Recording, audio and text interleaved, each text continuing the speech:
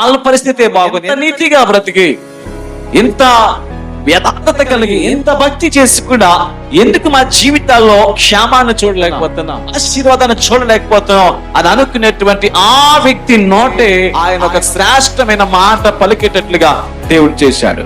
చెడ్డవారు బాగుపడినట్లే కనిపిస్తారు, చెడ్డవారు త్వరగా ఎదిగిపోతున్నట్లే కనిపిస్తారు, ఈ లోకంలో భక్తిహీనతలు ఉన్నటువంటి వారు త్వరగా ఎదుగుతున్నట్లుగా కనిపిస్తారు. కానీ ఎలా ఉంటుందో లేఖనం చెప్తా ఉంది. ఈ రోజు నువ్వు యథార్థవంతుడు, నీతిమంతుడవే, దేవుని సన్నిధిలో భక్తి చేస్తున్నటువంటి స్త్రీవే అయితే నీ జీవితంలో దేవుడు ఒక సమయాన్ని ఇస్తారు. ఆ సమయం వరకు నువ్వు ఎదురు చూడాలి. వేరు లేని చెట్టు ఎలాగైతే త్వరగా ఎదిగి అది ఎంత త్వరగా వాడిపోయి కింద పడిపోద్దో అలాగే వాళ్ళు పడిపోతారు. నీతిమంతుడు తన వేరు కదలదని వాక్యం చెప్తాడు. నీతిమంతురాలవైతే నీ వేరు స్థిరముగా నిలబడినప్పుడు నీవు శాశ్వత కాలం నిలబడతావు.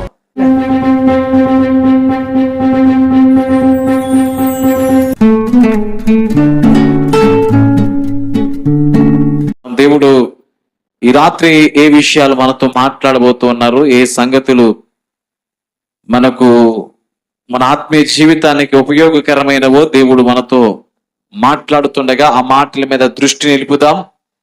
73వ కీర్తన 3వ వచనాన్ని చదువుకుని ధ్యానం చేద్దాం. భక్తిహీనుల క్షేమము నా కంట పడినప్పుడు గర్వించు వారిని బట్టి నేను మత్సర పడి తినే. 2 మాటలు 3వ వచనంలో ఉన్నటువంటి 2 మాటలు చదివితే అంటున్నాడు కదా, భక్తిహీనుల క్షేమము నా కంటబడినప్పుడు గర్వించు వారిని బట్టి నేను మత్సర పడి తినే. ఎవరు ఈ మాటలు చెప్పారు అంటే, కీర్తనల గ్రంథంలో ఇంచుమించు 12 కీర్తనలు ఆసాపు భక్తులు రచించాడు. ఈ ఆసాపు ఎవరు అంటే, దావీదు రాజు అయినటువంటి దావీదు యొక్క కాలములో ఒక సంగీత విద్వాంసుడు అని చెప్పుకోవచ్చు, ఒక గాయకుడు, ప్రధాన గాయకునిగా, దీర్ఘదర్శిగా, ప్రవక్తగా పనిచేసినటువంటి దేవుని ఆరాధికుడు, ఒక మహత్తరమైన సేవకుడు. ఆరాధన అంటే ఏంటో అతడు ఎరిగిన వానిగా ఆరాధనకు ప్రాముఖ్యతనిచ్చినటువంటి వ్యక్తిగా ఆసాపును గురించి బైబిల్ చరిత్ర తెలియజేస్తా ఉంది. ఈ ఆసాపు ఈ 73వ కీర్తనలో తన యొక్క ఆవేదనను వ్యక్తపరిచాడు. తనకున్నటువంటి భారాన్ని, తనకున్న దుఃఖాన్ని, తనకున్నటువంటి వేదనంతా కూడా ఈ 73వ కీర్తనలో ప్రశ్నార్థకంగా కనిపిస్తుంది. అదే 73వ కీర్తనలో ముగింపులో దాని జవాబు కూడా అతడు తెలుసుకుని తన జీవితంలో తన ప్రశ్నలకు సమాధానాన్ని వెతుక్కుని రియలైజ్ అయి మరలా తనను తాను దేవుని సన్నిధిలో, దేవుని ఎదుట సవరించుకొని అతడు తన జీవనాన్ని సాగిస్తున్నట్లుగా ఈ 73వ కీర్తన సారాంశాన్ని మనం చదువుతాం. ఎందుకు ఈ వచనాన్ని రాత్రి మనం జ్ఞాపకం చేసుకుంటూ ఉన్నాం? ప్రభు మనతో ఈ విషయాలు మాట్లాడుతున్నారంటే, నేను మొదటిగా ఈ విషయాన్ని చదివించినప్పుడు అక్కడ రాయబడినప్పుడు ఒక మాట, ఒక చక్కని విషయాన్ని రాశాడు. ఏంటంటే, మత్సర పడితినే. మత్సరము అనేటువంటి మాటకు మరొక అర్థం ఏమిటంటే అసూయ. ఏమిటండి చెప్పండి? అసూయ. అసూయ ఎప్పుడు కలుగుద్దండి చెప్పండి? అసూయ ఎప్పుడు కలుగుద్ది? మన దగ్గర ఏదైనా లేదు అంటే ఇతరుల దగ్గర ఉంటే చూసినప్పుడు అసూయ కలుగుద్ది. మనకంటే ఇతరులు అందంగా కనిపిస్తే, పచ్చగా కనిపిస్తే, మనకంటే సంపాదించుకుంటే, ఒక మెరుగైన స్థితిలో ఉంటే అసూయ కలుగుతూ ఉంటది. ఇది సర్వసాధారణంగా అందరి మనుషులకు కలిగేదే. అయితే ఇక్కడ చెప్పబడుతున్న ఈ అసూయ, లేదా ఇక్కడ చెప్పబడుతున్న ఈ మత్సరము మనము అనుకున్న దానికి చాలా భిన్నంగా కనిపిస్తూ ఉంది. ఏంటి భిన్నంగా కనిపిస్తూ ఉందంటే, నేను ఈ దినం మన చర్చ్ గ్రూప్లో పాంప్లెట్ పెట్టినప్పుడు అక్కడ టైటిల్ ఇచ్చాను, మంచి వారికే కష్టాలు ఎందుకు వస్తాయి, చెడ్డవారు బాగుంటున్నారు కదా. ఈ ప్రశ్న అనేక సార్లు మనందరికీ వచ్చే ఉండొచ్చు. వచ్చిందా లేదా చెప్పండి? సర్వసాధారణంగా ప్రతి మనిషికి ఇలాంటి తలంపులు, ఉద్దేశాలు కలుగుతూ ఉంటాయి. నాకు తెలిసిన మిత్రులు, స్నేహితులు నన్ను చాలాసార్లు ఈ ప్రశ్నలు అడుగుతూ ఉన్నారు. పాస్టర్ గారు, అందరూ బాగుంటున్నారు, మంచి వాళ్ళేమో చెడిపోతున్నారు. చెడిపోయినటువంటి జీవితాన్ని జీవించిన వారు, ఈ లోకంలో పాపం చేస్తున్న వారు, దుష్టత్వాన్ని కొనసాగిస్తున్న వారి జీవితాలే బాగున్నాయి. వాళ్ళేమో హ్యాపీగా నవ్వుకుంటూ ఈ లోకంలో తిరుగుతున్నారు. నీతిగా, నిజాయితీగా, యథార్థంగా జీవిస్తున్న మాకు అన్ని కష్టాలే, అన్ని వ్యాధులే, అన్ని బంధకాలే, బాధలే అనేటువంటి ఆ విషయాలు తెలియజేస్తూ ప్రియులారా అనేక సార్లు సహోదరులు అడుగుతున్నప్పుడు నేను దేవుని యొక్క వాక్యం ద్వారా ఆ మాటలు ధ్యానం చేస్తున్నప్పుడు ప్రభు ఈ రాత్రి వాటన్నిటికీ సమాధానాన్ని దయచేస్తున్నాడు. ఇలాంటి ప్రశ్న మన జీవితంలో వ్యక్తిగతంగా మనం కూడా అనేక సార్లు అనుకుని ఉన్నాం. ఎందుకంటే వాక్యంలో కీర్తనకారుడు ఆసాపు కూడా ఎప్పుడో పూర్వకాలంలో చెబుతూ ఉన్నాడు. దావీదు యొక్క ఆ రాజ్య పరిపాలన చేసినటువంటి ఆ దినాల్లో ఈ 73వ కీర్తనను రచించి ఈ కీర్తనల గ్రంథంలో చేర్చబడిన విధానాన్ని బట్టి అక్కడ మనం చదువుతున్నప్పుడు ప్రియులారా ఆ కీర్తన సారాంశాన్ని చాలా అద్భుతంగా ఆయన రాస్తూ 4వ వచనంలో అంటాడు కదా, మరణమందు వారికి యాతనలు లేవు, వారు పుష్టిగానున్నారు అని రాశాడు. 2 విషయాలు గమనించాలి ఇక్కడ. మంచివారేమో రోగాల చేత, బాధల చేత, బంధకాల చేత చనిపోతున్నారట. కానీ చెడ్డవారు, భక్తిహీనులైన వారు, ఈ లోకంలో దుష్టత్వాన్ని కలిగి జీవించిన వారు మాత్రం మరణమందు యాతనలు లేవంట, సుఖంగా చనిపోతున్నారట అండి. మంచం మీద పరుండిగానే చనిపోతున్నారు. వృద్ధాప్యాయ స్థితి వచ్చే వరకు దీర్ఘాయుష్కాలాన్ని అనుభవించి వస్తున్నారు. ఈ లోకంలో చూస్తే ఎటువంటి యాతన అనేది వారికి లేకుండా పుష్టి అయిన శరీరంతో ఆరోగ్యంతో వారు చనిపోతున్నారు అనేటువంటి 2 మాటలు కీర్తనాకారుడు తన ఆంతర్యములో నుండి రాస్తున్నాడు. తన అంతరంగములైన ఆలోచన చేసి తన ఉద్దేశాలను బయలుపరుస్తూ దేవునితో చెబుతున్న మాటలు. ప్రభువా, ఈ ప్రజలు ఇలా ఉన్నారు, చెడ్డవారికే మంచి రోజులు ఉన్నాయి, మంచి వారి పరిస్థితి ఎలా అయిపోతుందని చెప్పి ఆయన ఎంతో కుమిలిపోతే మాటలు చెబుతూ ఉన్నాడు.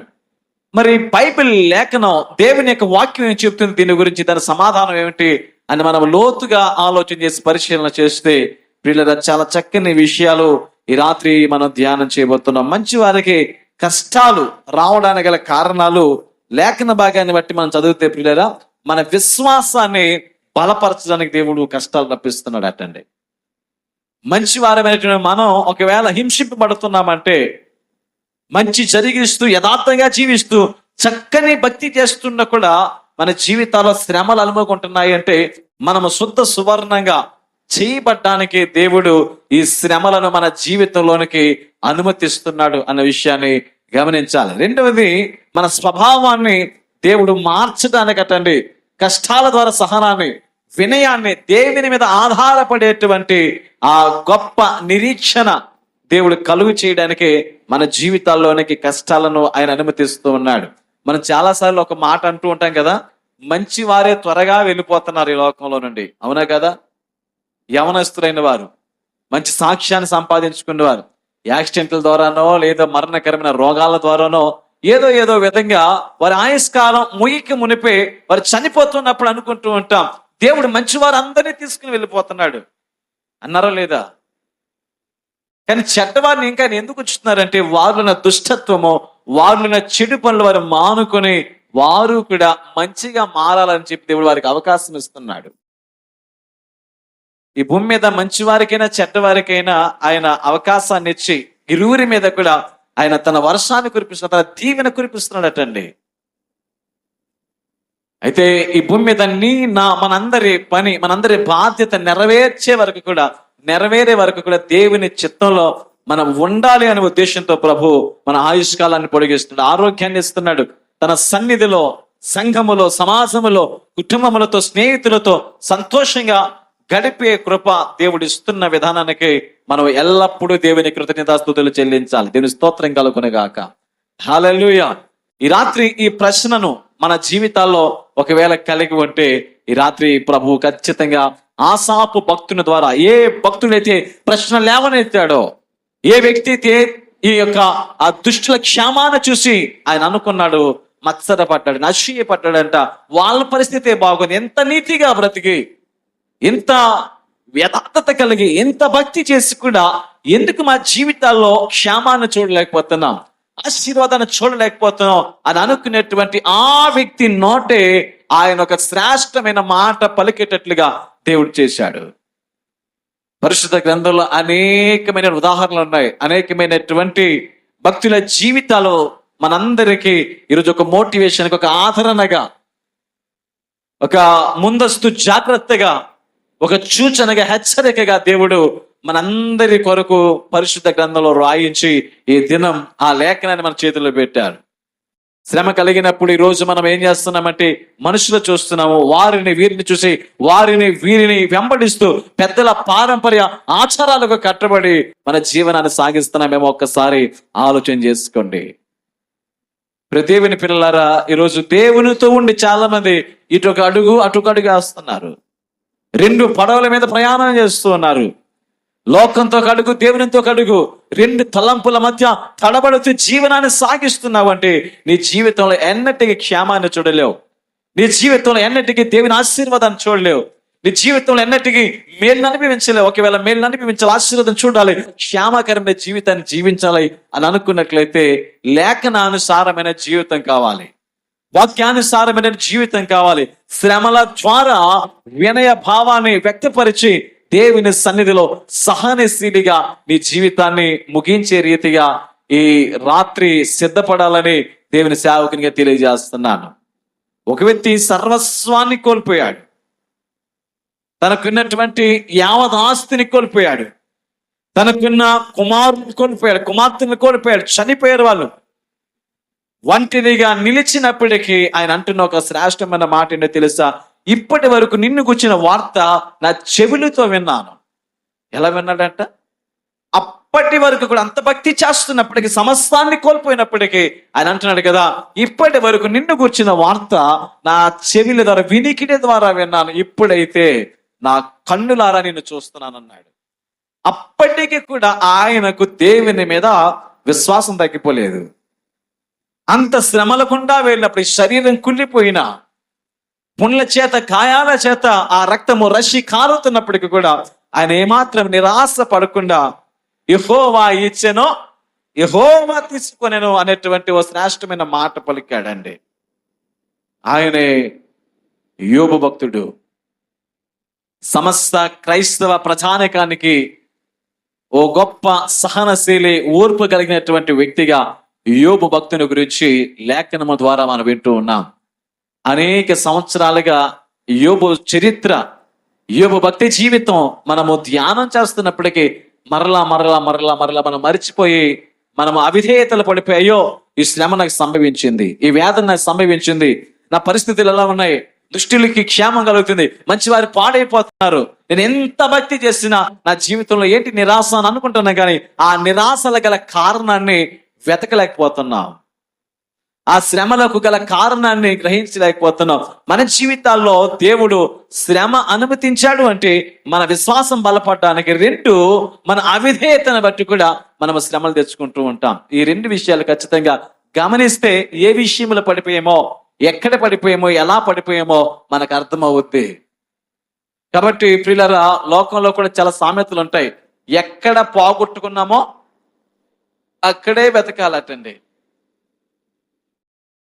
మనము ఎక్కడ పడిపోయి మరలా అక్కడే లేవాలి. ఎక్కడ అవమానపరచబడ్డామో అక్కడే పేరు ప్రఖ్యాతులు సంపాదించుకునేటట్లుగా, ఎక్కడ దిగజారిపోయామో అక్కడ లేచి నిలవబడి మన వేర్లు స్థిరమైనవి అని నిరూపించాలి. అలా నిరూపించేటువంటి స్థితిలోనికి రావాలంటే పరిపూర్ణమైనటువంటి దేవుని దైవత్వాన్ని కన్నులారా చూడాలండి. చాలా మంది జరుగుతున్న సన్నివేశాలను చూసి కృంగిపోతా ఉంటారు. అయ్యో పరిస్థితులు ఎలా ఉన్నా, ఏం చేయగలం. నువ్వు దృశ్యమైనవి మాత్రమే చూస్తున్నావు, అదృశ్యమైనవి, నీ కంటికి కనబడనివి అనేకమైనవి ఉన్నవి. వాటిని చూడడానికి నువ్వు ప్రయత్నం చేయాలి. లేఖనములో ఒక వ్యక్తి శత్రు భయం చేత బెంబేలెత్తుతూ ఉన్నాడు. ఉదయకాల సమయంలో తెల్లవారుజామున తన యజమానుడు ఆయన ఉన్నటువంటి ఆ ఇంటి వాకిట్లకు వచ్చి నిలబడ్డాడు. ఆ కొండ ప్రాంతం అంతా చూస్తున్నప్పుడు చుట్టూ కూడా శత్రు సైన్యం యొక్క ఆ రాళ్ళు, గుర్రాలు, ఆ సైనికులు నిలవబడి చుట్టూ కూడా అటాక్ చేయడానికి నిలబడ్డారు. అంతే, దొరికితే పట్టుకుని పోతారు వీళ్ళిద్దరిని కూడా. అలాగా వారు సిద్ధపడి మాటు వేసి వారు వేచి చూస్తున్నప్పుడు ఈ పనివాడు లేచి కళ్ళు పులుముకుంటూ చూస్తున్నాడు. అయ్యో, శత్రు సైన్యం చుట్టూ నిలబడ్డది, ఏం చేయగలమని చెప్పి వెళ్ళి వెంటనే తన యజమానుడితో అంటాడు కదా, అయ్యా యజమానుడా, శత్రువులు మనల్ని చుట్టుముట్టారు, ఈరోజు మన పని అయిపోయింది, ఇక మనల్ని రక్షించే నాదుడు లేడు, మన గురించి వాళ్ళకి సమాచారం ఎవరో ఇచ్చారు, ఎలా అందిందో తెలియదు, మన పని అయిపోయింది అని చెప్పి ఆ కంగారు పడి తేలి తన యజమానుడైనటువంటి ఎలీషాకు ఈ గెహజీ చెబుతున్నప్పుడు ఎలీషాతో గెహజీ అంటాడు కదా, నీవు చూస్తున్నవి కేవలం బాహ్యమైనవే.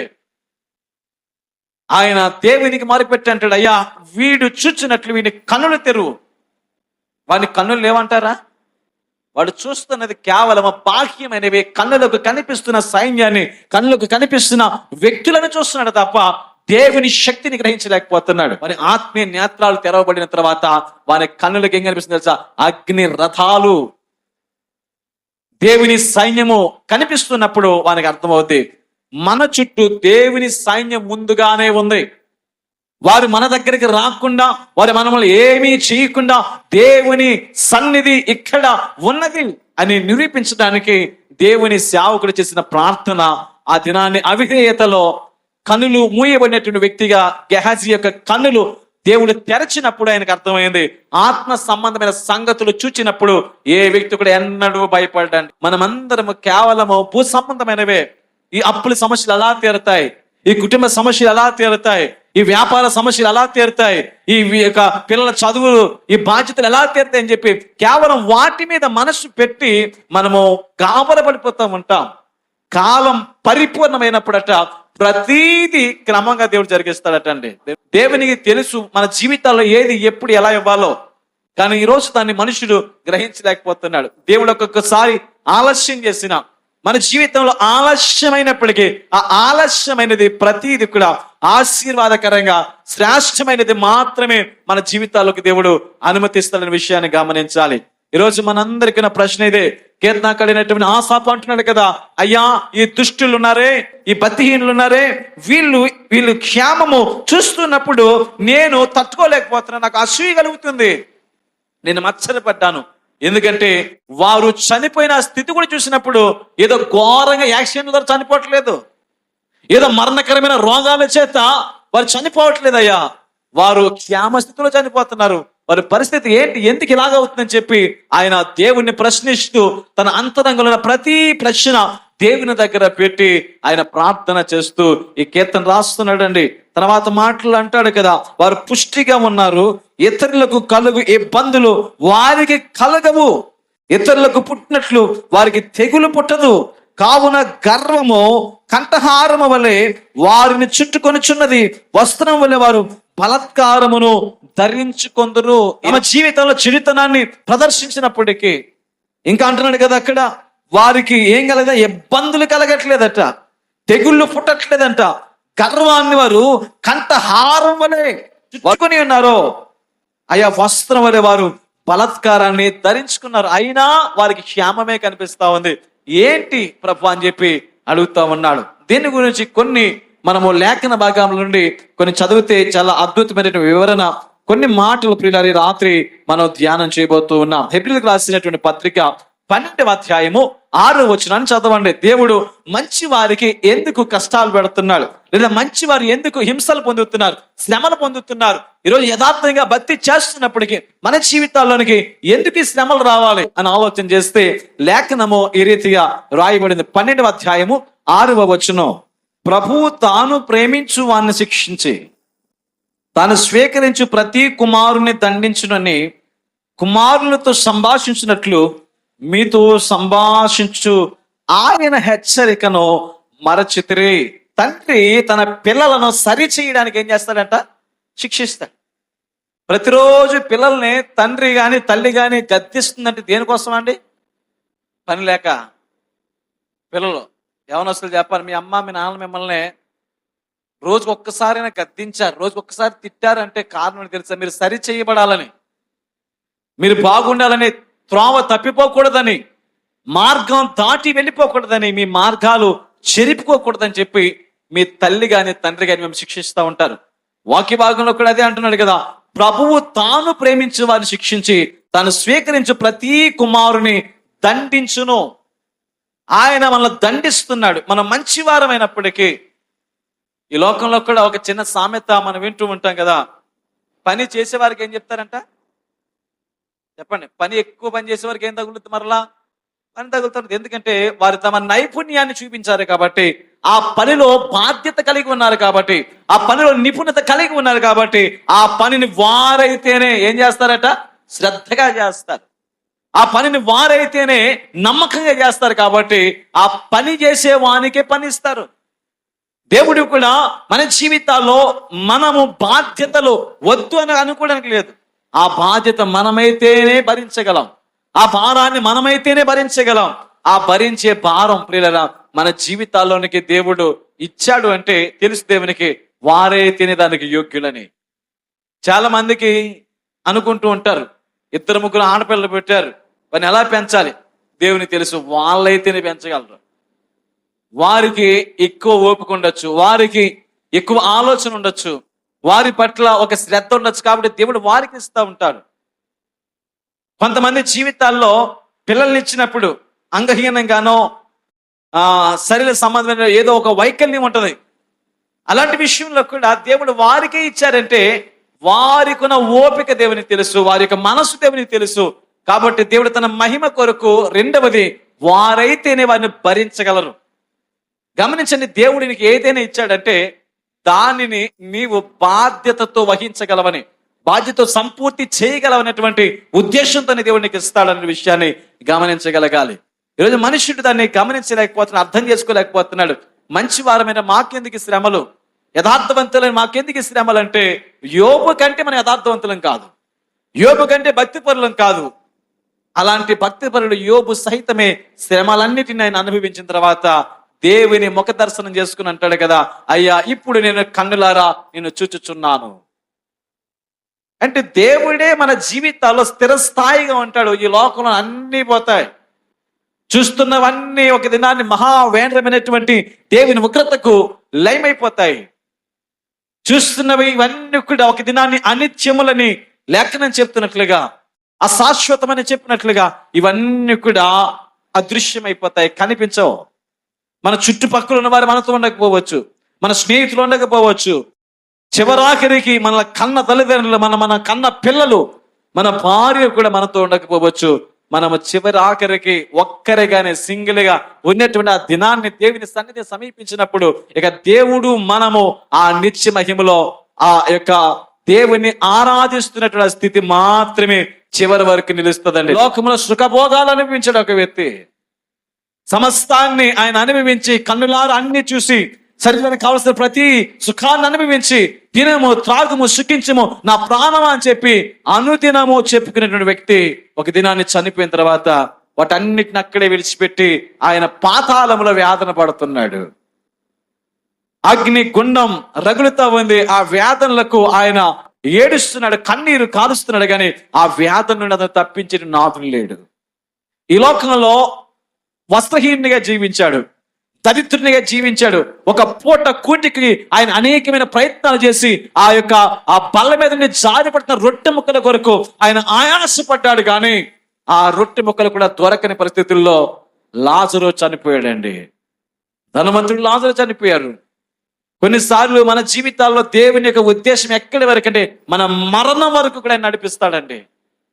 దానికి బెస్ట్ ఎగ్జాంపుల్ ఎవరంటే ఈ ఇరువురు కూడా యేసుప్రభు చెప్పిన ఉపమానము, ఆయన చెప్పినటువంటి మాటలని మనకు అర్థం అవుతుందండి.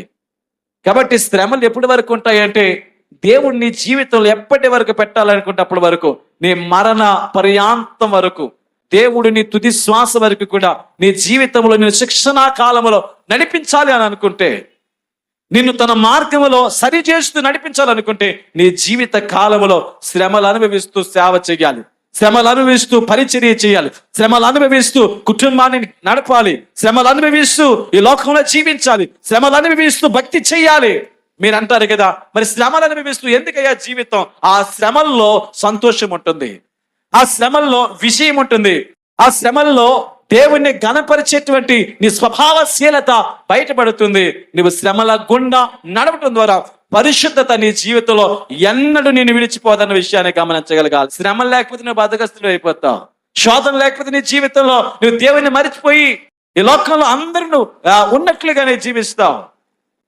కాబట్టి శ్రమలు నాకు మేలు అంటాడు అపోస్తలుడైన పౌలు. ఈ రాత్రి ఈ లేఖనాన్ని ఇంకా ముందుకు మనం చదువుతున్నప్పుడు కష్టాలు విశ్వాస జీవితాన్ని ఎలా బలపరుస్తాయో మరో చక్కని లేఖనాన్ని చదువుదాం. యాకోబు రాసిన పత్రిక 1వ అధ్యాయము 2-3 వచనాలు చదవండి. 2-3 వచనాలు. మీ విశ్వాసమునకు కలుగు పరీక్ష ఓర్పును పుట్టించునని ఎరిగి మీరు నానా విధములైన శోధనలో పడినప్పుడు అది మహా ఆనందమని ఎంచుకొనుడి. చాలండి. విశ్వాసమునకు కలుగు పరీక్ష అంట ఓర్పును పుట్టిస్తుందటండి. విశ్వాసాన్ని కలిగే పరీక్ష ఓర్పును పుట్టించినప్పుడు ఆ ఓర్పుతో మనము ముందు కొనసాగాలి. ఇంకా అంటాడు 3వ వచనంలో, మీరు నానా విధములైన శోధనలో పడినప్పుడు అది మహా ఆనందమని ఎంచుకొనండి. ఇది సాధ్యం అంటారా అని అడుగుతున్నాను. మీకు నొప్పి వచ్చినప్పుడు ఎవరైనా నవ్వుతారా? బాధ కలిగినప్పుడు ఎవరైనా నవ్వుతారా?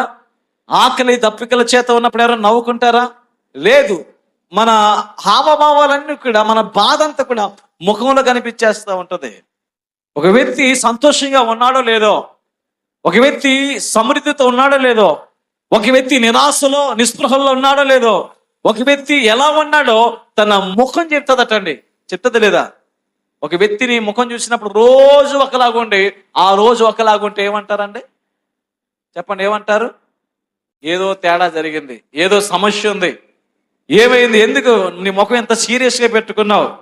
ఎందుకు నీ ముఖం ఇంత రోజు ఉన్నట్లుగా లేదు? ఏమైంది? ఇంత విచారంగా ఉన్నావేమిటి అని చెప్పి వెంటనే మన చుట్టుపక్కలైనటువంటి వారు, మన బంధువులైన వారు, స్నేహితులైన వారు, కుటుంబీకులైన వారు అడుగుతూ ఉంటారు. ఎందుకంటే రోజు సంతోషంగా ఉండి ఒకరోజు సంతోషాన్ని కోల్పోతే, రోజు ముఖం నవ్వుతా ఉండి కలకలాడుతున్నటువంటి ఆ ముఖం ఒక్కసారి విచారాన్ని, బాధను అనుభవిస్తే వారికి అర్థమవుతుంది ఏదో తెలియని ఆవేదన ఉంది, ఏదో తెలియని బాధ చేత, దుఃఖం చేత నలిగిపోతున్నారు. ఏంటి ఆ బాధ అని అడిగి ఆ బాధను తెలుసుకున్నప్పుడు, ఆ భారాన్ని మనం కూడా వారితో చెప్పుకున్నప్పుడు మనసు తేలికపడి, ఒకవేళ ఆ సమస్యకు వారు ఏదైనా ఉపాయం చెబితే, సలహా చెబితే దానిలో బయటపడడానికి అవకాశం ఉన్నప్పుడు మనకు అర్థమవుతూ ఉంటది. కాబట్టి మనము ఎలా ఉన్నామో మన ముఖ కవలికలు చెప్తాయి, మన చేష్టలు చెప్తాయి, మనం అనుభవిస్తున్న పరిస్థితులు చెప్తాయి.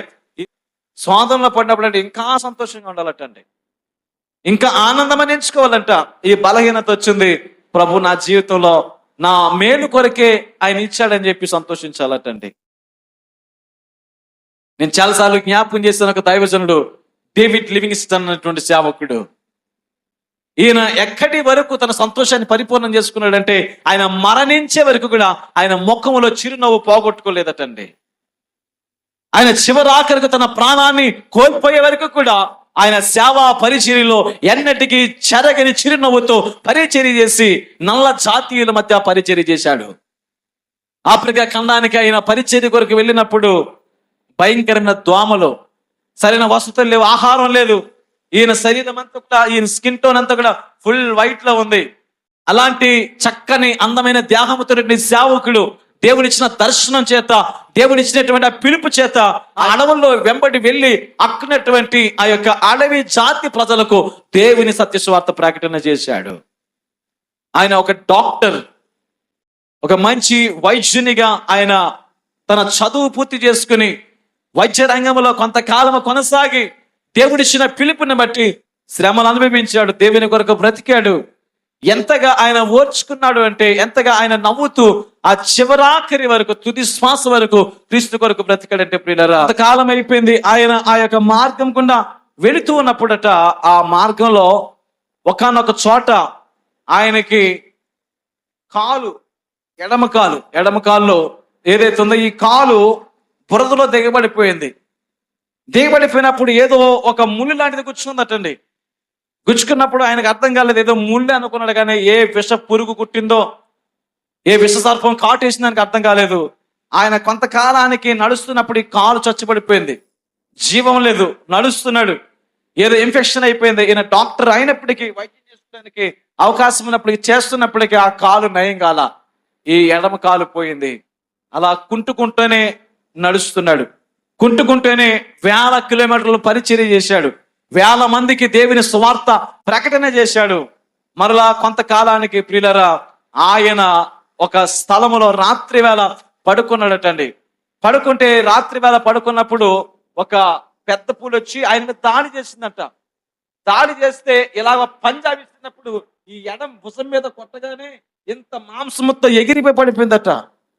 ఈ నరాలు తెగిపోయి ఈ చెయ్యి పైకి లేవలేని పరిస్థితుల్లో ఈ కట్లు కట్టుకొని ఈ ఊడినటువంటి జబ్బను ఈ యొక్క చేతిని ఆయన ఇలాగా సరి చేసుకుని ఆ ఎడమ కాలు పోయింది, ఎడమ చెయ్యి పోయింది. అయినప్పటికీ దేవుని సువార్త మానలా, పరిచర్య మానలా. ఊర్లో ప్రజలు అన్నారంట, చాలు చాలుగా, ఇప్పటికే నీ పరిస్థితి బాగోలేదు, ఇప్పటికే నీవు నీ సర్వస్వాన్ని కోల్పోయావు, నీ అందాన్ని కోల్పోయావు, ఆరోగ్యాన్ని కోల్పోయావు, ఒక కాలు కోల్పోయావు, ఒక చెయ్యిని కోల్పోయావు, తిరిగి వెళ్ళిపో, నీ దేశానికి వెళ్ళిపో. అంటే ఆ సేవకుడు అంటాడు కదా, నేను ఏ దర్శనం కొరకు వచ్చానో, ఏ పిలుపు కొరకు వచ్చానో, ఏ ప్రజల కొరకు వచ్చానో ఆ ప్రజలందరినీ క్రీస్తు కొరకు నేను వారిని అప్పగించే వరకు కూడా ఈ దేహం పోయినా, ఈ ప్రాణం పోయినా నేను ఈ భూమిని విడిచిపెట్టి వెళ్ళను, ఈ ప్రాంతాన్ని విడిచిపెట్టి వెళ్ళనని చెప్పి ఆ సేవకుడు చెప్పాడు. మరలా కొంతకాలం గడిచిన తర్వాత ఆయన ఆ యొక్క అడవి మార్గంలో వెళ్ళిపోతున్నాడటండి. ఆ యొక్క ఆ చెరువు దాడుతున్నప్పుడు ఆయనకు కొన్ని ముళ్ళ కంపలు అడ్డు వచ్చేటండి. ముళ్ళ కంపలు అడ్డు వచ్చినప్పుడు ఆ ముళ్ళ కంపలను ఇలాగా అడ్డు తీసి ఆ యొక్క ముళ్ళతో కొమ్మను వంచి ముందుకు వచ్చాడట. వచ్చినప్పుడు ఆ కొమ్మ వదిలేశాడంట. వదిలేసే రివర్స్ లో వచ్చి ఎడమ కంటికి గుచ్చుకొని ఆ కన్ని గుడ్డులోనికి వెళ్ళిపోయి ఆ గుడ్డు ఎలాగా సొనకారుతుందో అలా కారిపోయిందటండి. ఎడమ కాలు పోయింది, ఎడమ చెయ్యి పోయింది, ఎడమ కన్ను పోయింది. అయినప్పటికీ దేవుని పరిచర్య మానలా, ముఖములో చిరునవ్వు తగ్గల, దేవుని స్తుతించడం మానలా. ఆ పరిచర్య చేసి ఆ ఎడమ భాగం అంతా పోయినప్పటికీ ఈ పక్క శరీరం ఉంది, నేను కనీసం ఇలా నడవడానికి అవకాశం ఉందని చెప్పి ఆయన నడుస్తూ ఆ ప్రాంతంలో పరిచర్య చేసి ఒక దినాన్ని ఆయన చనిపోయినప్పుడు ఆయన కుటుంబీకులకు కబురు పెట్టారటండి. ఏమని కబురు పెట్టారంటే, డేవిడ్ లివింగ్స్టన్ మరణించాడు, ఆయన దేహాన్ని తీసుకుని వెళ్ళండి, ఆయన దేహాన్ని తీసుకుని వెళ్ళి జరిగించాల్సిన అంత్యక్రియలు జరిగించండి అని చెప్పి వారికి సమాచారాన్ని ఇచ్చినప్పుడు ఆ దేశంలో తన కుటుంబీకులు, రక్త సంబంధికులు, బంధువులైన వారు వచ్చినప్పుడు ఆ దేశ ప్రజలు అంటారు కదా, ఈయనను మేము మీకు అప్పగించాలంటే, ఈయన శరీరాన్ని మీకు ఇవ్వాలంటే, ఈయన దేహాన్ని మీకు ఇవ్వాలంటే మీరు మాకు ఒక చిన్న ఉపకారం చేయాలి, లేదా మా కండిషన్ వినండి అన్నప్పుడు ఏంటి అంటే వాళ్ళు అంటారు కదా, ఈ డేవిడ్ లివింగ్స్టన్ యొక్క గుండెను తీసి మాకు ఇవ్వండి. ఏమన్నారండి? ఆ గుండెను కోసి మాకు ఇవ్వాలి, ఆ శరీరం చీల్చి గుండెను మాకు ఇచ్చి ఈ మిగిలిన దేహాన్ని తీసుకుని వెళ్ళిపోండి అంటే ఆ వచ్చిన బంధుమిత్రులకు అర్థం కాల. ఏంటి ఇలాగ అడుగుతున్నారు? చనిపోయిన వ్యక్తిని ఆ శరీరాన్ని కోయటం ఏమిటంటే అప్పుడు అంటారు కదా, ఈ వ్యక్తి తన హృదయాన్ని మా కొరకు త్యాగం చేశాడు, తన జీవితాన్ని మా కొరకు అర్పించాడు, తన యవన కాల జీవితాన్ని మా కొరకు త్యాగం చేసి ఈ రోజు నిస్సహాయ స్థితిలో చనిపోయాడని చెప్పి వారు ఆవేదన వ్యక్తం చేస్తూ ఆ ప్రజలందరూ ఏడవడం ప్రారంభించారంట. అప్పుడు వారిలో ఒక వ్యక్తి వెళ్ళి ఒక కత్తి తీసుకుని ఆ గుండె భాగాన్ని కట్ చేసి ఆ గుండెను బయటికి తీసి వారికి అప్పచెప్పినప్పుడు వారు అన్నారట, ఈ స్థలంలో ఈ గుండెని మేము కప్పెడతాం, ఈ గుండె ఎక్కడుంటే ఈ వ్యక్తి మాతో ఉన్నట్లుగా, మా ప్రాంతంలో ఉన్నట్లుగా, మా దేశంలో ఉన్నట్లుగా మేము భావిస్తామని చెప్పి ఆ దేశ ప్రజలు అన్నప్పుడు ఆ గుండెని అక్కడ సమాధి చేసి మిగిలిన దేహాన్ని తీసుకుని వెళ్ళిపోయి ఆ యొక్క సొంత దేశంలో వారు సమాధి చేసుకున్నారు. అంత గొప్ప సాక్ష్యాన్ని సంపాదించుకున్న డేవిడ్ లివింగ్స్టన్ ఎన్నో కష్టాలు అనుభవించాడు, శరీరాన్ని కోల్పోయాడు, ఆరోగ్యాన్ని కోల్పోయాడు. అయినప్పటికీ దేవుడిచ్చే బహుమానం మీద ఆయన దృష్టి పెట్టి ముందుకు కొనసాగి ఆ ప్రాంతపు ప్రజలందరినీ క్రీస్తుకు సొంతం చేశాడు. చెప్పండి, దేవుని పరిశుద్ధ నామమున మహిమపరచుకుందాం. హల్లెలూయా. దేవుని కొరకు బ్రతికేవాడటండి, లోకమే దృష్టి పెట్టాడట, అదృశ్యమైన వాటిని చూడడానికి ఇష్టపడతాడట. దృశ్యమానమైనవి ఎప్పుడు మనం చూస్తున్నవన్నీ కూడా ఒక దినాన్ని మహావేంద్రముతో లయమైపోతున్నాయండి. ఈ పంచభూతాలు కూడా ఒక దినాన్ని లయమైపోతాయి. మనం చూస్తున్న ఆకాశం, భూమి, సూర్య చంద్ర నక్షత్రాలు, గాలి, ఇవన్నీ కూడా ఒక దినాన్ని దేవుడు వాటిని లయమ చేస్తానన్నాడు. మరలా ప్రకటన గ్రంథంలో చెప్పబడినట్లుగా కొత్త ఆకాశం, కొత్త భూమి ఇవన్నీ కలుగుతాయి. అయితే మనము ఈ దేహాన్ని విడిచిపెట్టి మహిమ దేహాలతో అనునిత్యం ప్రభుని స్తుతించాలంటే ఈ భూమి మీద ఉండగానే, ఈ పరిచర్యలో ఉండగానే, ఈ సేవ చేస్తుండగానే దేవుని ఆరాధన చేస్తున్న ఈ భక్తి యాత్రలో ప్రతిదినం సాధన చేయాలి. ఆ సాధనలో శ్రమలు వస్తాయి, ఇబ్బందులు వస్తాయి, కష్టాలు వస్తాయి. వాటిని ఎదుర్కొని జయ జీవితం ప్రభు నాకు ఇవ్వు, ఓర్పు నాకు ఇవ్వు అని చెప్పి దేవుణ్ణి అడగాలి. శ్రమ వచ్చినప్పుడు చాలా మంది అంటారు, ఈ శ్రమలు తీసేయటం కాదు, శోధనలు తీసేయటం కాదు, ఆ శోధనను జయించే కృప నాకు ఇవ్వండి, ఆ శ్రమలను బయటపడేటువంటి ఆలోచన నాకు ఇవ్వని చెప్పి ప్రార్థన చేయాలి. ఒకవేళ శోధనలు నాకొద్దు, పరీక్షలు నాకొద్దు, శ్రమలు నాకొద్దు అంటే స్కూల్కి వెళ్ళినటువంటి ఎవరైతే విద్యార్థులు ఉన్నారో సంవత్సరం అంతా చదివి ఎగ్జామ్ టైం వచ్చేసరికి ఎగ్జామ్స్ మాకు వద్దు అంటే ఎంత విడ్డూరంగా ఉంటుందో అంత విడ్డూరంగా ఉంటుంది. అవునా కదండి? మీరు ప్రయోజకులు అవ్వాలని అన్ని సంవత్సరాలు, 2 సంవత్సరాలు 3 సంవత్సరాలు మీరు ఎంచుకున్న కోర్సు, ఒక బీటెక్ చదవడానికో, ఒక డిగ్రీ చదవడానికో, ఒక ఇంటర్మీడియట్ చదవడానికో, ఆ కాల వ్యవధి ఏదైతే ఉందో ఆ వ్యవధి పూర్తి చేసుకుని చివరాఖరికి ఎగ్జామ్స్ వచ్చేటువంటి టైంలో నాకు ఎగ్జామ్స్ వద్దు అని అంటే నీ ఎంత తెలివి లేని వాడు ఇంకొకడు ఉండడు. ఈ క్రైస్తవ జీవితంలో కూడా ఈ శ్రమలు అనేవి లేదా శోధనలు అనేవి మనకు పరీక్షల ద్వారా ఓ నిరీక్షణ కలుగు చేసి ఒక చక్కని రిజల్ట్ ఇవ్వబోతున్నాయి. కాబట్టి మంచి వారికి కలిగేటువంటి ఈ శ్రమల గురించి భక్తుడు అంటున్నాడు కదా, ఇవి మహా ఆనందం అని మీరు ఎంచుకోండి. నానా విధాలైన శోధనలు వస్తాయి, వాటిని మీరు భరించండి. వాటిలో దేవుడు మీకు జయ జీవితాన్ని ఇస్తాడు. ఆ రీతిగా ప్రియులారా యోబు తన జీవితాన్ని నిరూపించి చెప్పాడు. యోబు గ్రంథం 42వ అధ్యాయం 5వ వచనం చదవండి. ఆయన ఆస్తి పోగొట్టుకున్నాడట, పిల్లలు మరణించారట, ఆరోగ్యం దెబ్బతిన్నదంట, కానీ చివరికి ఇలా అంటాడు, 42:5 అంటున్నాడు కదా, వినికిడి చేత నిన్ను గూర్చిన వార్త నేను వింటిని, అయితే ఇప్పుడు నేను కన్నులారా నేను చూచుచున్నాను. నేను ఒక మాట అడుగుతాను మిమ్మల్ని అందరినీ, సూటిగా సమాధానం చెప్పండి, సుత్తి లేకుండా వినాలి. మిమ్మల్ని ఒక ప్రశ్న అడుగుతాను, దానికి సమాధానం చెప్పండి. మీకు ఎవరైనా ఒకవేళ మీ జీవితంలో అన్యాయం చేస్తే, మీ జీవితంలో ఎవరైనా మిమ్మల్ని మోసం చేస్తే, మాట ఇచ్చి మాట తప్పితే మీరు ఒక మాట అంటారు. ఏమంటారు చెప్పండి? స్ట్రైట్గా ఒక్కటే మాట చెప్పాలి, చచ్చిన జీవితంలో వాళ్ళ ముఖం చూడకూడదు అంటారా లేదా? వాళ్ళతో మాట్లాడకూడదు, వాళ్ళ దరిదాపులు కాలకూడదు, వారిని మన ఇంటికి రానికూడదు. నీ గడప అంటారు కదా, నీ గడప తొక్కను అంటారు. ఇక్కడ భక్తునికి ఇన్ని శ్రమలు కలిగినప్పటికీ యోబు అంటాడు కదా, అయ్యా నా కన్నులారా నేను చూస్తున్నాను. వాక్య ప్రకారం మనం చూస్తే 100%, 100% కూడా యోబు జీవితంలో శ్రమల కారణం దేవుడే. ఎవరండి చెప్పండి? ఎవరు? యోబు కారణమా, దేవుడి కారణమా? దేవుడే కారణం. ఎందుకు కారణం అంటే మన యోబు గ్రంథం 1వ అధ్యాయం నుంచి చదివితే సాతాను వచ్చి అంటాడు కదా, యోబుకి కలిగిన సమస్తానికి నువ్వు ఏం వేసావు? కంచె వేశావు. అందుకే ఆయన అభివృద్ధి చెందుతున్నాడు. అతని గొర్రెలు మందలు అన్ని కూడా విస్తరిస్తున్నాయి. అతని కుటుంబం సౌఖ్యంగా సుభిక్షంగా ఉంటుంది, సంతోషంగా జీవిస్తున్నారు. అతనికి ఏ కొదువ లేదు, ఎందుకంటే నీవు అతని చుట్టూ కంచెని వేశావు, అతనికి అనుదినమును తోడుగా ఉంటున్నావు. అందుకే కదా ఆయన నీ నామాన్ని గణపరుస్తున్నాడు, అందుకే కదా ఆయన నేను హెచ్చిస్తున్నాడు. ప్రతి దినము వారు వారి పిల్లలు వారి వంతుల చొప్పున ఆరాధన చేస్తూ దహన బలులను అర్పిస్తున్నారు, నేను గణపరుస్తున్నారు, ఒక గొప్ప సాక్ష్యాన్ని సంపాదించుకున్నారు. ఒక్కసారి కంచె తీసి చూడు. ఈ యోబు నువ్వు గొప్పవాడువు కాదని, నువ్వు దేవుడివే కాదని, నిన్ను ఆరాధించడం మానేస్తాడు అన్నట్లుగా దేవుని దగ్గర ఒక సవాల్ చేశాడు. దేవుడు అన్నాడు, ప్రభు అన్నాడు సాతానుతో, యోబు ఎలాంటి వాడో, భూమి మీద ఉన్న వారందరికంటే యథార్థవంతుడు, భక్తిపరుడు, నీతిమంతుడు అని దేవుడు సాక్ష్యం ఇస్తున్నాడు. ఈ సాతాను వీటన్నిటిని వింటున్నప్పుడు దేవుడు ఒక పర్మిషన్ ఇచ్చాడు, ఒక అనుమతినిచ్చాడు. నీవు అతన్ని శోధించవచ్చు. ఎంతవరకు అంటే అతని ప్రాణం తీయకుండా ఎంతవరకు నువ్వు శోధించవచ్చు. ఆయన ఎంతటి నమ్మకస్తుడు, ఎంతటి యథార్థవంతుడు, ఎంత భక్తిపరుడో నీకు అర్థమవుతుందని చెప్పి దేవుడు అనుమతించడం ద్వారా ఆయన జీవితంలోకి ఏమొచ్చాయి? శ్రమలు వచ్చాయి. దేవుడు అనుమతిస్తే దేవుడి శ్రమలకు కారణమైతే ఇప్పుడు యోబు ఎవరిని తిట్టాలి చెప్పండి? మన జీవితంలో ఏ యొక్క సమస్య వచ్చినా, ఏ యొక్క బాధ వచ్చినా అనేక సార్లు, కొన్నిసార్లు దేవునికి సంబంధం లేకపోయినా మనకు మనమే కొని తెచ్చుకున్నా కూడా లోకంలో ఒక మాట వాడుతూ ఉంటారు,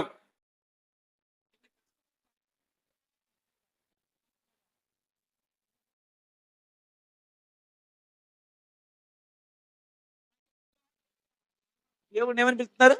ఒరే అన్నట్లుగా, రా అనేటువంటి మాట చివరిలో వాడుతూ ఉంటారు. కానీ యోబు మాత్రం తన నోటి మాటలో కూడా, తన చేష్టల్లో కానీ, తన ప్రవర్తన విషయంలో, తలంపుల విషయంలో ఎక్కడా తప్పిపోలేదండి.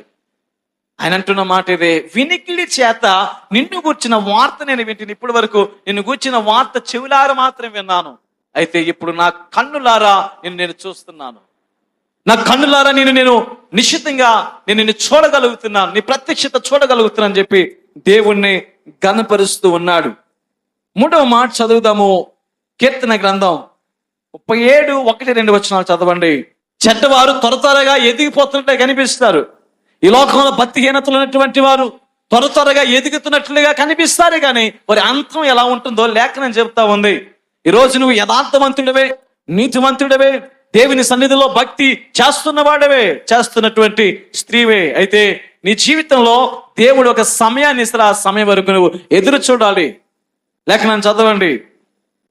చెడ్డవారిని చూసి నువ్వు వ్యసన పడకము, దుష్కార్యములు చేయి వారిని చూచి మత్సర పడకము. వారి గడ్డి వలె త్వరగా ఎండిపోదురు, పచ్చని కూర వలె వాడిపోదురు. చెడ్డవారిని చూసి ఏం పడకూడదంట? వ్యసన పడకూడదు, మత్సర పడకూడదు, అసూయ పడకూడదు. వాళ్ళు ఎదిగిపోతున్నారు, వాళ్ళు ఎలాగిపోతున్నారు అని చెప్పి. కానీ ఒక దినాన్ని వారు ఎలాగా నాశనం అయిపోతారంటే వాక్యం ఉండదు కదా, గడ్డి వలె వారు త్వరగా ఎండిపోదురు. వేరు లేని చెట్టు ఎలాగైతే త్వరగా ఎదిగి అది ఎంత త్వరగా వాడిపోయి కింద పడిపోద్దో అలాగే వారు పడిపోతారు. నీతిమంతుడు తన వేరు కదలదని వాక్యం చెప్తా ఉంది. నువ్వు నీతిమంతురాలవైతే నీ వేరు స్థిరముగా నిలబడినప్పుడు నీవు శాశ్వత కాలం నిలబడతావు. నీ ఫలాలు లేటుగా రావచ్చు, నీ కొమ్మలు లేటుగా ఏమైనా ఆలస్యంగా విస్తరించవచ్చు, కానీ ఆ యొక్క విస్తరణ తుదకు మహా అభివృద్ధిని కలుగజేస్తుంది, శాశ్వత కాల సంతోషాన్ని కలుగజేస్తుంది. నీ జీవితంలో ఆశీర్వాదాలు లేట్ అయి ఉండొచ్చు, కానీ నీ దీవెన అనేకులకు సాక్షాత్తంగా నిలుచునుగాక. ఈ రాత్రి ప్రియులారా, భక్తుని యొక్క జీవితాన్ని చూస్తే ఆయన అంటాడు, అయ్యా నీ ప్రణాళికలు, నీ యొక్క ఉద్దేశాలు నా జీవితంలో ఎంతో స్థిరమైనవి అని చెప్పి దేవుణ్ణి కనపరుస్తా ఉన్నాడు. ఈరోజు ప్రియ దేవుని బిడ్డలారా, మనము దేవుని యొక్క కార్యాలను, ఆయన యొక్క ఆశ్చర్యకరమైనటువంటి ఆ మేళ్లను గుర్తించలేకపోతున్నాం. ఆ మేళ్ళు, ఆశ్చర్య కార్యాలు మనం అనుభవించాలంటే మొదట కీడు అనుభవించాలి. కీడు వెనక ఏం దాచాడండి? దేవుడు మేలు దాచాడు. ఒక వ్యక్తి బాధ అనుభవించినప్పుడు చెప్పుకుంటాడు, ఇలాగా ఇక్కడ నుండి ఇక్కడ కోశారు, కుట్లు వేశారు, ఇంత నొప్పి అనిపించారు, ఇంత బాధ అనిపించారని చెప్పి ఆ సాక్ష్యం కొరకు దేవుడు శ్రమను మన జీవితాల్లోకి అనుమతిస్తూ ఉంటాడు. ఒక వ్యక్తి నిజంగా అతన్ని ఎలా కొట్టేవారు, కుక్కను కొట్టినట్టు కొట్టేవారండి. ఎవరినైతే చచ్చిపోవాలనుకుంటారు, కుటుంబం లేదు, తల్లిదండ్రులు లేరు, అన్నదమ్ములు లేరు, ఒంటరిని చేసి గోతులేసి తొక్కేసేవారు.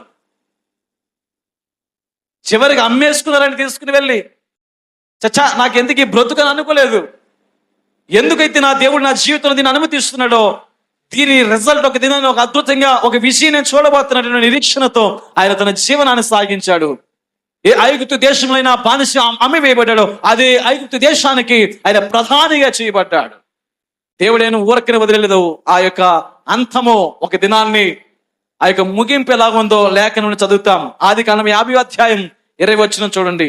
ఎవరైనా ఇప్పటి వరకు చెప్పాను నేను, మీకు అర్థమైపోవాలి ఈ స్టోరీలో. ఎవరండి? యవనస్తుడైన యోసేపు గారు.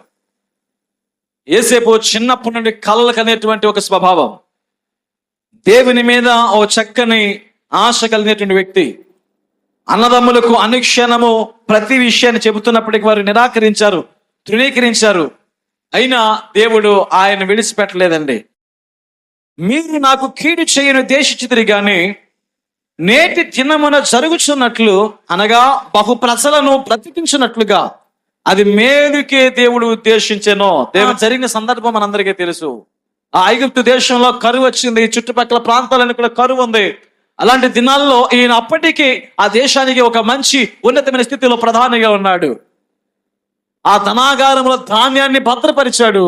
ఈ సమాచారము ఆ యొక్క ఇశ్రాయేలు ప్రజలకు తన సొంత అన్నదమ్ములకు తెలిసినప్పుడు ఆ అన్నదమ్ములు వెళ్ళారు, పలానా ప్రాంతంలో పలానా రాజు ఉన్నాడట, పలానా అధికారి ఉన్నాడట, పలానా వ్యక్తి ఉన్నాడట, ఆయన అందరిలో జాలి చూపిస్తాడట, కనీసం ఆయన దగ్గరికి వెళ్ళి కొంత ధాన్యాన్ని అడుక్కుని తెచ్చుకుందామని చెప్పి ఆయన సంప్రదించినప్పుడు ఆ యవనస్తులైన యోసేపుకి తెలిసింది తన సొంత అన్నదమ్ములే తన దగ్గరికి వచ్చారని. ఆ కథ అంతా చెప్పిన తర్వాత, ఆ జరిగిన సన్నివేశాలన్నీ చెప్పిన తర్వాత ఆ యోసేపు అంటాడు కదా, మీరు నాకు కీడు చేయ ఉద్దేశించితిరి, కానీ నేటి దినమున జరుగుచున్నట్లు, అనగా బహు ప్రజలను బ్రతికించుతున్నట్లుగా అది మేలుకే దేవుడు ఉద్దేశించాడు. ఆ దినాన్ని ఇది నాకు కీడని నేను అనుకుని ఉంటే, ఆ దినాన్ని నేను చచ్చిపోతే బాగుని అనుకున్నట్లయితే, ఆ దినాన్ని నాకు ఈ జీవితం ఎందుకు అనుకున్నట్లయితే, దేవుడు ఈ రోజు మిమ్మల్ని అందరినీ బ్రతికించడానికి ఒక సాధన, ఒక వ్యక్తి లేకపోవును. ఈ రోజు ఇక్కడ మిమ్మల్ని అందరినీ పోషించడానికి, ఈ చుట్టుపక్కల ప్రజలందరినీ పోషించడానికి ఒక వ్యక్తి కావాలి. కాబట్టి దేవుడు ఆ శ్రమల గుండా నన్ను నడిపించి ఒక అధికారిగా చేసి నా ద్వారా మీకు మేలు కలిగేటట్లుగా చేశాడని చెప్పి, ఆ దినము ఆ కీడు ఈ దినము నాకు మేలు, ఆ దినము ఆ శోధన ఈ దినము నాకు విజయాన్ని ఇచ్చిందని చెప్పి తన అన్నదమ్ములకు ఓ గొప్ప సాక్ష్యాన్ని యోసేపు ఇచ్చాడండి. నిజంగా యోసేపు గాని ఆ దినాల్లో బ్రతికి ఉండకపోతే, ఆయన ప్రధాని అవ్వకపోతే, ఆ ప్రజలందరూ ఆకలి దప్పులతో అలమటించి చచ్చిపోయేవారు, కరువు చేత చచ్చేవారు.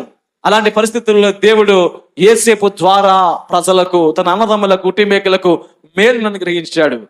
ఈరోజు మన జీవితాల్లో మనం కీడు అనుభవిస్తున్నంత కాలం కూడా దేవుడు చూస్తాడు. నీ ఈ సహనాన్ని నువ్వు కనిపెట్టే విధానాన్ని చూసినప్పుడు నువ్వు నిలిస్తే ఖచ్చితంగా విజయాన్ని అనుభవిస్తావు.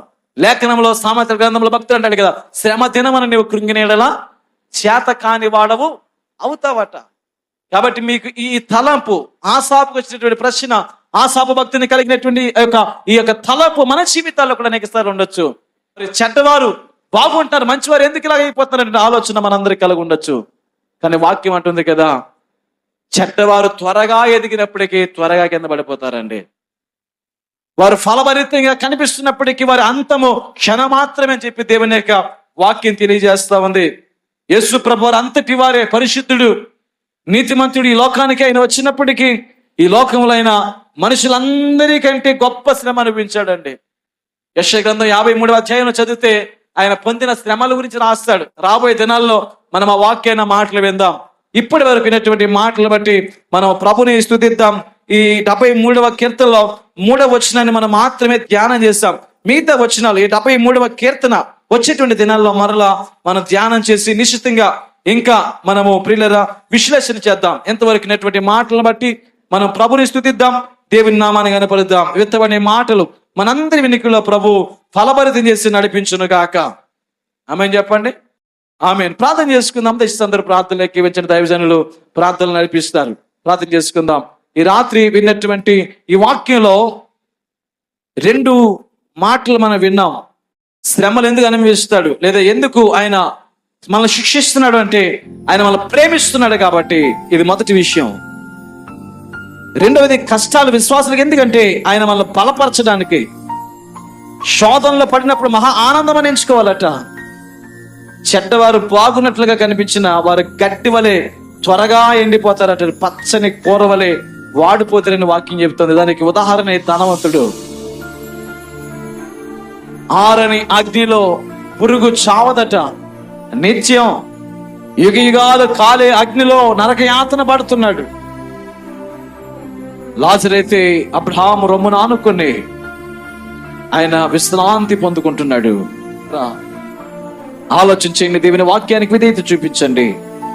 ఈ విత్తబడిన మాటలకు మీరు మీ అంగీకారాన్ని తెలియజేసి ప్రభు సన్నిధిలో, అయ్యా నా జీవితంలో కీడు జరిగిందంటే నాకు మేలు చేస్తానంటున్నావు, నేను ఈ వ్యధ అనుభవిస్తున్నానంటే నాకు నేను రాబోయే దినాల్లో నా భవిష్యత్తులో ప్రభా ఓ గొప్ప ఆశీర్వాదం, ఓ గొప్ప మేలు, ఓ శ్రేయస్కరమైన ఆశీర్వాదం నేను పొందుకోబోతున్నానటువంటి ప్రభా ఓ నిరీక్షణ నువ్వు ఇచ్చావు. దానికి ఉదాహరణ యోబు జీవితం, దానికి ఉదాహరణ యేసేపు జీవితం, దానికి ఉదాహరణ భక్తుని జీవితాలు, దానికి ఉదాహరణ ప్రభా ఆశాపు భక్తునికి జీవితం. వారి శ్రమల గుండా ప్రయాణించినప్పటికీ నాయన అయ్యా చెరగని చిరునవ్వుతో సేవ చేశారు. చెరగని చిరునవ్వుతో ముఖం మీద ప్రభా ఆనందంతో ప్రభా వారి జీవితాన్ని ముగించారు. అయ్యా బలత్కారం చేసే వారిని చూసి వ్యసన పడినటువంటి ఈయన, అయ్యా పత్రికను చూసినప్పుడు వ్యసన పడినటువంటి అయ్యా ప్రభా నీ సేవకుడిని ఆశాపు అంటున్నాడు. అయ్యా నిన్ను బట్టి మేము అతిశయిస్తున్నాం, నువ్వు మాకున్నావు చాలు అని. ఈ రాత్రి మనమందరం ప్రార్థన చేద్దాము. హల్లెలూయా. దయచేసి ప్రార్థన ఆశీర్వాదం ద్వారా కార్యక్రమాన్ని ముగించుకుందాం. మహాపరిశుద్ధుడా, సకల ఆశీర్వాదములకు కారణభూతుడైన మా దేవానికి స్తోత్రం. నిన్న నేడు నిరంతరము ఏకరీతిగా ఉండి మేము చేస్తున్నటువంటి నాయన ప్రతి ప్రార్థనలకు చెవియెగ్గుతున్న విధానంను బట్టి నీకు మహిమ చెల్లిస్తున్నా. ఈ రాత్రి నాయన ఎంతవరకు ప్రభా అనేక విషయాలు నీ సేవకుల ద్వారా మీరు మాట్లాడారు. అలనాడు ప్రభా ఆశాపు తను ఎదుర్కొంటున్నటువంటి నాయన పరిస్థితులన్నిటినీ కూడా ఒక కీర్తనగా మలచి అనేక మందికి అందించాలి అనేటువంటి ఉద్దేశంతో నీకు మొరపెడుతూ ముందుకు కొనసాగాడు. దుష్టులైన వారు ఎందుకు వర్ధిల్లుతున్నారు, లేకపోతే చెడుతనాన్ని అనుసరించే వారు ఎందుకు క్షేమముగా ఉంటున్నారు అనే ఒక ప్రశ్నని ఎదురు తీసుకొని వచ్చినప్పుడు అయ్యా ఎన్నో విధాలుగా ప్రభా అతని ప్రశ్నలకు ప్రభా సమాధానం ఇస్తూ ముందుకు నడిపించా. నీ సేవకుల ద్వారా ప్రభా అనేక విషయాలు మీరు మాతో మాట్లాడారు. మీరు మమ్మల్ని ప్రేమిస్తున్నారు గనుక మీరు మమ్మల్ని శిక్షిస్తారు అని, అలాగునే నాయన మేము బలహీనతలో బలపరచబడడానికి, ఇంకనో ఆధ్యాత్మికంగా మా యొక్క జీవితంలో కట్టుకోవడానికి, శ్రమల గుండా నడిపించబడినప్పుడు ఇంకా సువర్ణముగా మార్చబడడానికి ప్రభా మా జీవితంలో ప్రభా ఎదుర్కొంటున్నటువంటి నాయన ప్రతి విధమైనటువంటి శోధన, ప్రతి విధమైనటువంటి శ్రమలో మరింత ధైర్యము కలిగి ముందుకు కొనసాగడానికి ఆ శ్రమలు మా జీవితంలో మీరు అనుగ్రహిస్తున్నారు అనే ఆలోచన మేము కలిగి ఉండడానికి మీరు కృపనివ్వమని ప్రార్థిస్తా ఉన్నాం. అయ్యా దుష్టులను చూసి ప్రభా వ్యసన పడకుండా, వారిని చూసి నాయన మత్సర పడకుండా మా జీవితాన్ని ప్రభు మేము కట్టుకోవడానికి మీరు కృపనివ్వండి. అయ్యా వారు త్వరగా గతించిపోతారు అనే ఆలోచన మేము కలిగి ఉండడానికి, అయ్యా వారు ప్రభా పచ్చ గడ్డి వలె అయ్యా చిగురించినప్పటికీ మళ్ళా ఎండిపోతారు అనే ఆలోచన మేము కలిగి ఉండడానికి ప్రభు ఈ రాత్రి అనేక విషయాలు మీరు మాతో మాట్లాడారు. అందుని బట్టి నీకు మహిమ చెల్లిస్తున్నాం. విత్తబడినటువంటి వాక్కులు 30 60 100 మా జీవితంలో ఫలింప చేయండి.